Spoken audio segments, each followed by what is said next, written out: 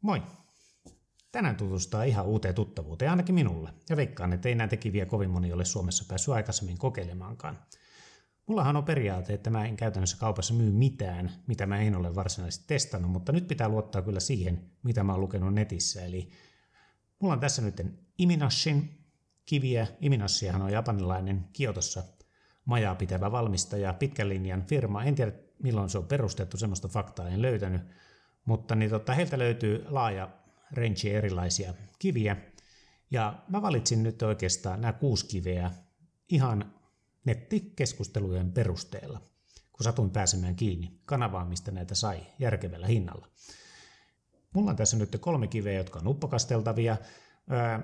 2 ensimmäistä voi jo luokitella varmaan sinne puoliuppokasteltaviin, mutta voivat olla altaassa ja eivät kärsi siitä käytännössä sen koommin.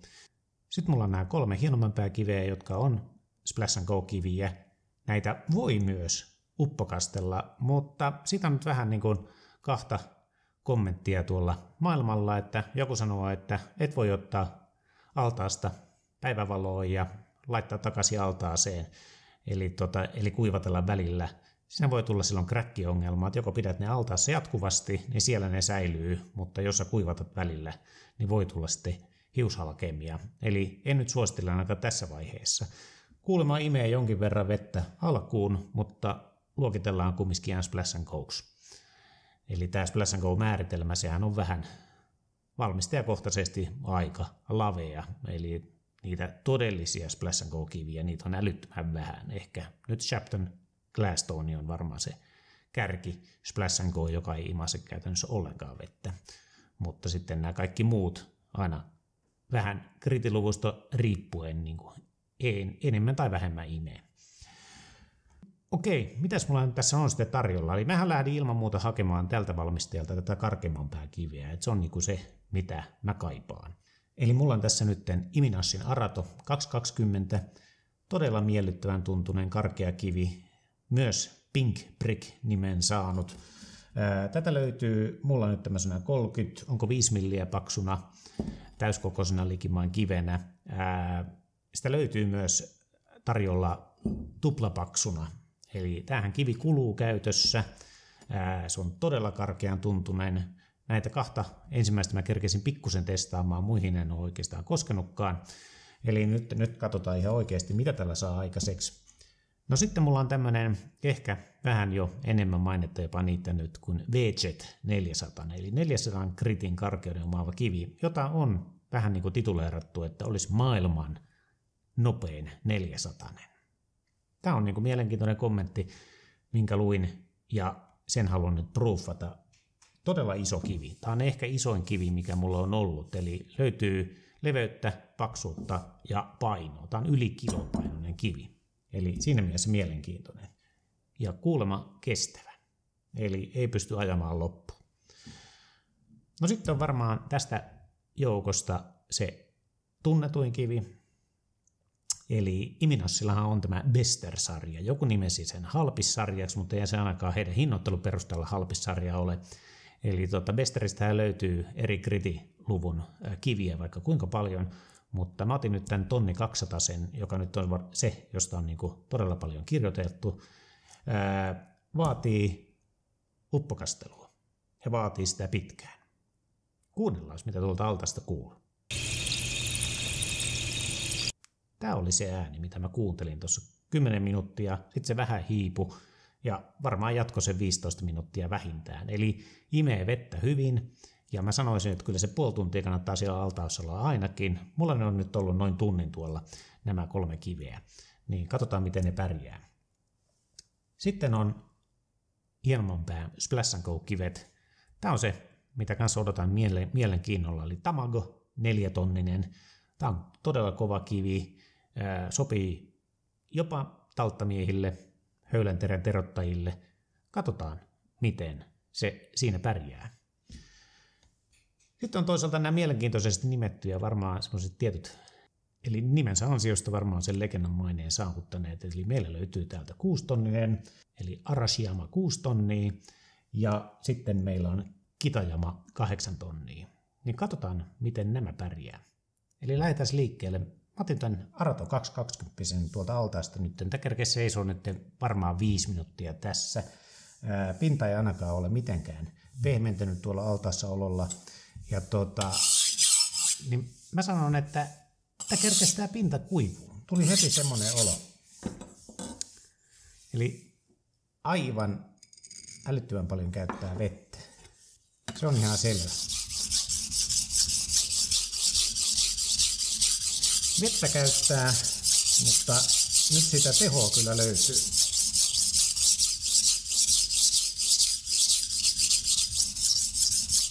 Tästähän irtoaa metallia vaikka kuinka paljon. Mutta tämä on tosiaan nyt, tämä on kivi, mikä kuluu käytössä.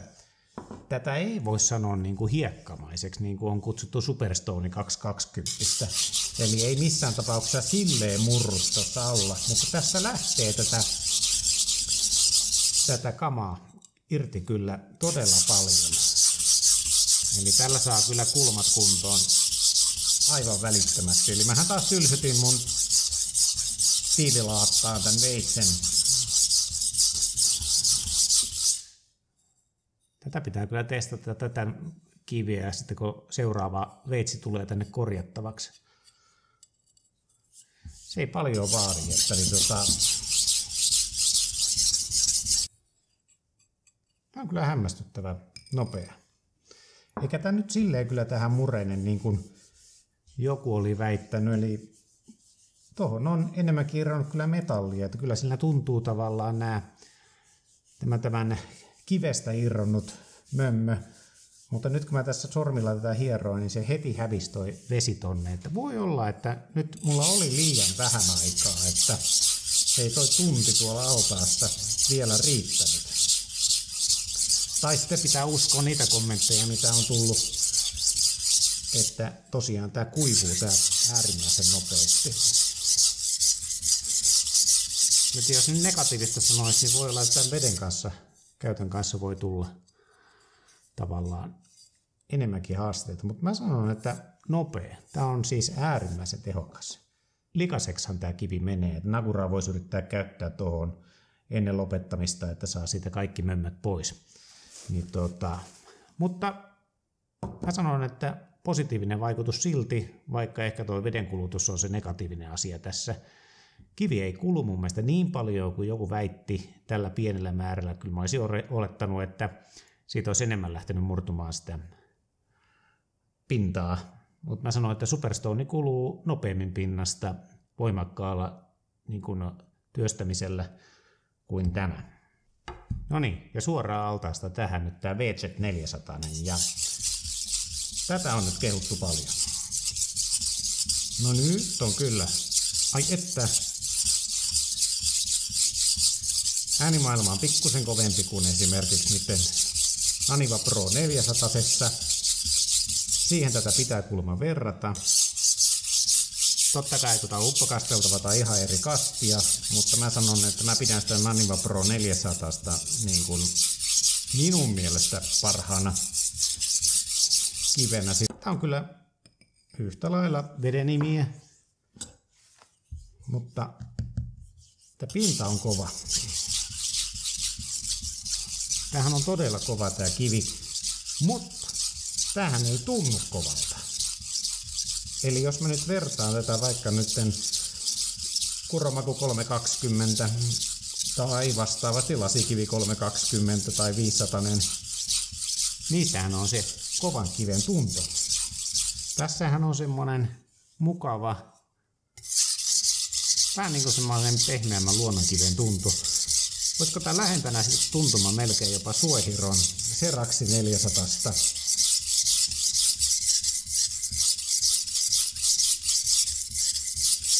Mutta tässähän on tehoa ihan hurjasti. Siis metallia irtoaa aivan täpöllä. Että on tää nyt tehokkaampi kuin Seraxi 400. Ihan selvästi tehokkaampi. Ja tässähän on tätä paksuuttakin. Tämähän on myös yli 30 millinen, oli 35 millinen. Mutta tämä tuntuma, tähän on aivan törkeä hyvä. että jälleen voi sanoa, että se ainut negatiivinen asia on, että pinta kuivuu. Mutta se on se uppokasteltavan kiven ominaisuus se. Niitä vaan ei enää niin kuin itsekään ole tullut paljon käytettyä, niin unohtaa, että minkälainen se on. Mutta tässä sitä nyt pääsee sitten kokeilemaan. Mutta tämä kivi pitää ottaa ehdottomasti tuohon meikäläisen päivittäiseen arsenaaliin. Mähän käytän kiviä päivittäin. Se vaan tuppaa menevän niin, että kun asiakas mulle veitsen tuo erotettavaksi, että mä aina nappaan ne tietyt ja samat tuosta telineestä ja terotan niillä. Mutta tähän pitää nyt ottaa ilman muuta päivittäiseen käyttöön ja katsoa, että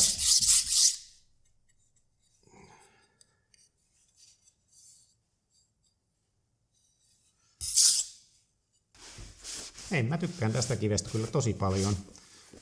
Vaatii enemmän ehdottomasti nytten työstämistä, että pääsee niin kuin sinuksi tämän kanssa, että mitkä ne on ne hyvät ja huonot puolet.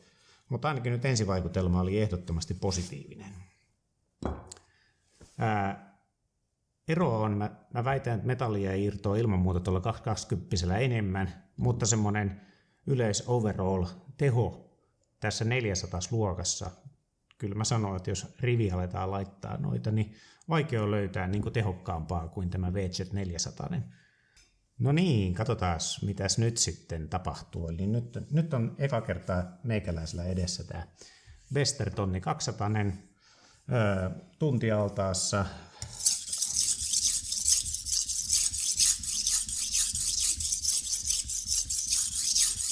Tavallaan, että perustuntumat, jotka lähtee vetämään, että on aivan sama kuin tuolla VZ400, että kyllä nämä niin kuin tietyllä tavalla nämä uppokasteltavat kivet, näissä on se oma pieni tavallaan yhtäläisyys tuossa vasteessa. Ja onhan tämä nyt niin kuin vaikuttaa niin kuin kanssa älyttömän tehokkaalta, ainakin nyt mitä tuosta nyt irtoaa kamaa. Mä en tähän lähtenyt mitään slarria tekemään pintaan. En hierrassu sitä auki. Tää oli nyt niinku suoraan vaan käyttöön. Tuntuma on kyllä hyvä. En nyt yhtään ihmettele, että tätä on kommentoitu niin paljon tuolla keskustelupalstoilla.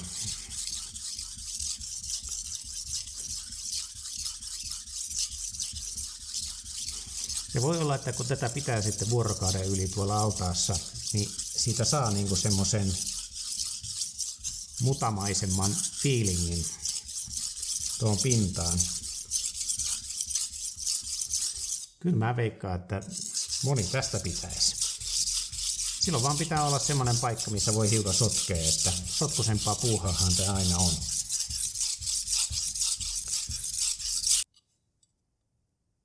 Aika nopeasti nyt saa kyllä tuon veitsen kuntoon. No niin, nyt on uppokasteltavat käyty läpi. Aika hyvin nopeasti tulee kyllä tuo terä. Eli ei kyllä niin kuin negatiivista sanottavaa muuta kuin, että pitää opetella sitä veden käyttöä. Eli voi olla, että joutuu upottaa vielä pidemmänkin aikaa kuin tunnin. Mutta niin sekin onnistuu, että pidät vaan siellä sen 10-15 minuuttia ja sen jälkeen lisäilet vaan reilusti vettä, jos pöydän päällä terottelet. Mutta sitten siirrytään näihin kiviin, joihin mä en ole sen koommin koskenut. Sanotaan, että 4 tonnia kivet on just ehkä sitä meikäläisen niin kuin suosikkivyöhykettä, mihinkä mä tykkään veitset aina terottaa.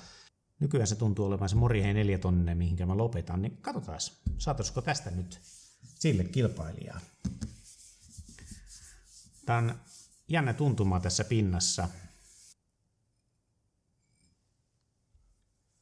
Katsotaan, kuinka hyvin tämä imasee tätä vettä. Itse asiassa vähemmän imasee kuin mä oletin. No eihän tämä käytännössä imasee ollenkaan. Yleensä käy silleen, kun pyöräyttää vähän sormilla, niin saman tien ensimmäinen kerros menee sinne sisään, mutta ei tämä ole hävinnyt vieläkään tästä.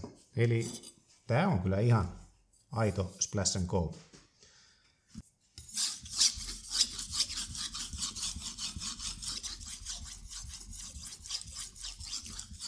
On kyllä kovan kiven fiilari.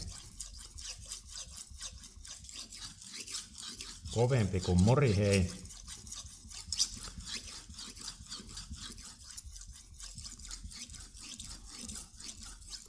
Tätä olisi voinut hierasta vähän tuota pintaa tuossa ennen kuin aloitti, mutta mulla on tapana aina testata kyllä nämä kivet aina ilman mitään esikäsittelyjä ensiksi, että mä saan sen aidon tuntuman siihen ja sitten lähdetään sitten parantelemaan sitä tekniikkaa.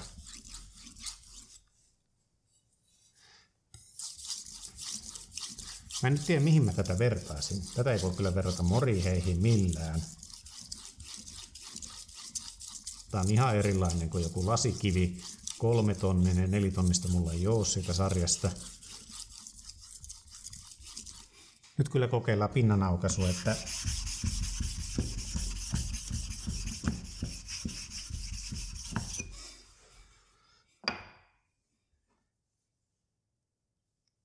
no niin, nyt sieltä tuli semmoista vähän semmonen kermamaisempi pintatuntuma tohon. No niin. Hei, tää on ihan eri. Eli ei voinut tuota kiveä käyttää ilman, että siitä vetää ensikerroksen pois. Se on nyt tärkeä huomio. Tämähän on ihan eri kivi tässä. Eli se voi olla, että siinä oli valun jäljiltä jotain pintaa. Eli kyllä se kannattaa aukasta tosta. En tiedä tarviiko aukasta sitten toisella kerralla, käyttökerralla, mutta ainakin nyt ensimmäisen kerran kohdalla. Se on vähän sama kuin haidunkivisarjassa. Niissähän on kaikissa se semmoinen vähän nukkamainen karvakerros siinä pinnalla. Ne on vähän niin kuin samaa karkeutta kaikki kivet. No nyt tää alkaa tuntua jo mukavalta.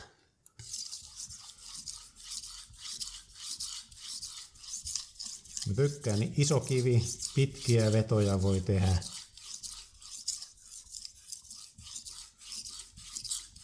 Äänimaailma on siellä puolella, minne minä tykkään mennä, eli ei tule mitään isoja rohinoita. Jotain pieniä ritinöitä on tuolla, mutta ne kuuluu asiaan. Tai hintansa puolesta kyllä nyt on varmaan kanssa siellä paras hintalaatusuhde, kyllä jos 4-tonnis kiviä katsoo. Eli 39 € on tuo mulla hinta. On kyllä mielettömän hyvä. Tämä pitää kyllä testata ehdottomasti nyt taltoilla, että miten se siinä toimii, mutta vaikka mä nyt taltoista tässä puhun, niin ihan yhtä lailla veitsihommissa. Menee helposti puhtaaksi, ei tarvittu metalle kyllä pintaan. Eli sinällään niin kun kaikki raksit osuu vähän niin kuin oikeisiin ruutuihin tämän kiven kanssa. Eli tuntuma on hyvä, ei rohinoita, rahinoita, hinta kohdallaan. Noita kestävyys on ihan ehdottomasti omaa luokkaansa tässä. Eihän tätä kiveä saa kulutettua loppuun millään. Nyt oli kyllä ihan mielenkiintoinen löytö. Wow. No niin, jatketaan. Tuli pieni accidentti tuossa noin, että sen verran näköjään hyvän kuntoon sain. Eli piti vähän laastaroida peukaloa. Löi hanskan käteen, niin voi paremmin jatkaa. No, mennään näihin nimilegendoihin. Eli ensimmäisenä tulee nyt Arashiyama. Eli 6-tonninen kivi. Miellyttävän tuntuneen. Yhtä lailla tässä kuivana. Tämä on vähän pidempi kuin tuohon telinohon. Tämä on nyt selkeästi pidempi tämä kivi. Eli piti vähän venyttää väliä. Eli tehdään tälle vähän niin kuin sama temppu kuin tuossa äsken. Eli pitää tällä paljalla kädellä testata. Ei tämäkään nyt tänne imase. Ei missään tapauksessa. Toihan jää tuohon hyvin pintaan kellumaan.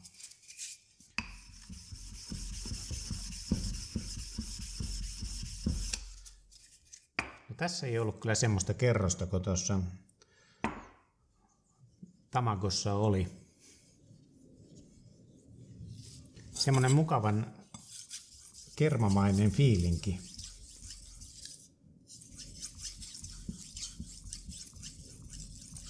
Se on nyt niin kuin äärimmäisen mukavan tuntuneen. Tähän menee nyt sinne Superstone osastoon. Vähän niin kuin Superstone 8 tonninen.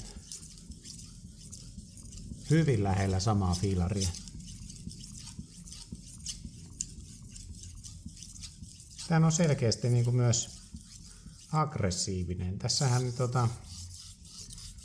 näyttää metalliakin tarttuvan tonne. Osa tuosta väristä nyt voi olla, että mulla oli mahdollisesti veitsi vielä vähän likainen, että pitää aina puhdistaa veitsi kyllä, kun kivestä siirtyy toiseen.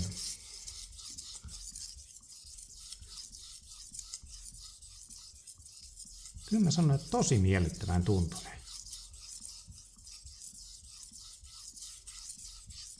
Tätähän oikein fiilistelee.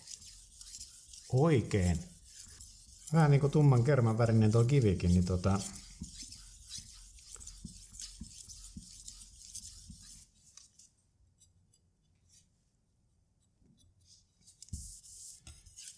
joo, kuten tuossa alussa sanoin, niin varmaan hintalaatusuhteeltaan maailman paras 6-tonninen.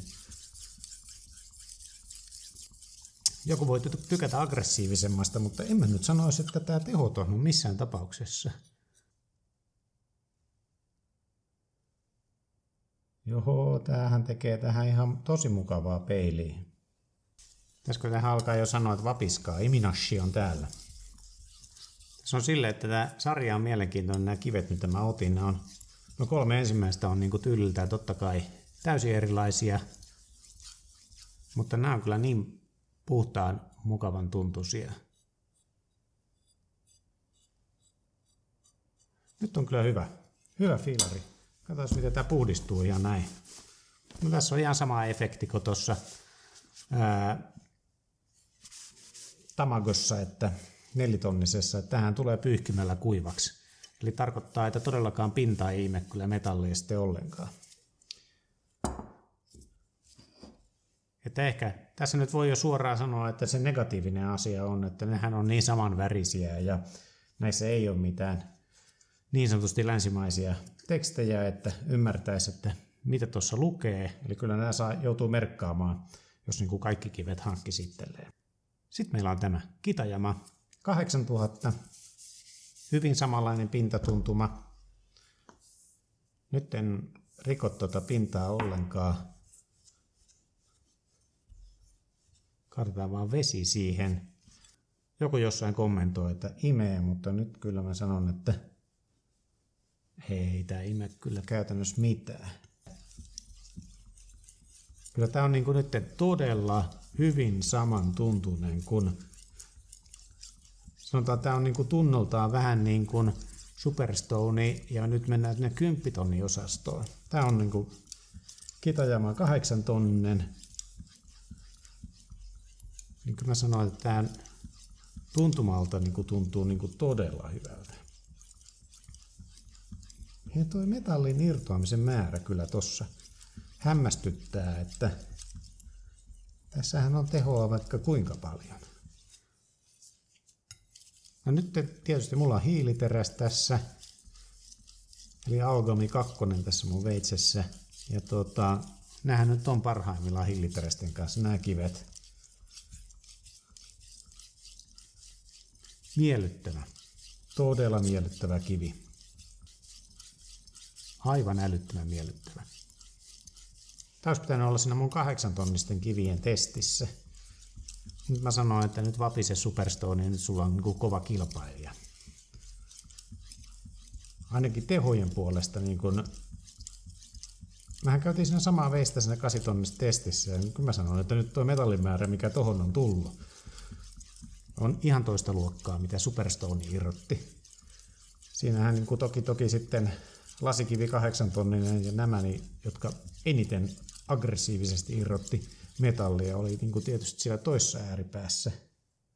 Joo, se näkee oikein tässä veitsessäkin, että kiiltosen kun vaan paranee. Nyt ei lähtenyt ihan niin puhtaaksi yhtä helposti kuin tuo Arashiyama. Eli tää niin kuin Nagurella saisi ton metallin tosta ihan pois. No niin, nyt on käyty läpi kaikki Imanashin kivet, mitä mulle tuli. Ja kyllä mä sanoin, että tosta 6 kiven satsista mulla nousi parhaiten esille tämä VZ400. Ehdottomasti omassa kategoriassaan varmaan se täydellinen huippu. iso kivi, painava kivi, mutta ennen kaikkea tehokas, kova kivi. Ei tunnu kuluvan kyllä ollenkaan. Mä laitan tätä paljon kovempaa testiin noiden asiakkaiden veitsien kanssa. Katsotaan, miten se pärjää. Ja sitten tämä ilman muuta tämä 8-tonninen Kitajama tuntuu olevan ihan omassa liigassaan. Eli mä sanon, että nyt jos 8-tonnisia kiviä etsii, niin jälleen kun se hinta ja laatu tässä on ihan omassa luokassaan, niin nyt on kyllä Iminassi aikanaan tehnyt. Nämä on itse asiassa mun mielestä yllättävänkin iäkkäitä nämä kivet, ei nämä ole mitään viime vuoden keksintöjä, vaan ollut markkinoilla jo pidempään. Ainakin mä sanoisin, kun viimeiset melkein 10 vuotta taitaa olla niitä kommentteja, mitä netistä löytyy. Ja hiiliteräksille ehdoton valinta, kun haluat viimeistellä terän kuntoon ja kiilottaa. Siltä se ainakin nyt tällä hetkellä vaikuttaa. Kiitos. Nähdään taas seuraavan videoyhteydessä. Moi!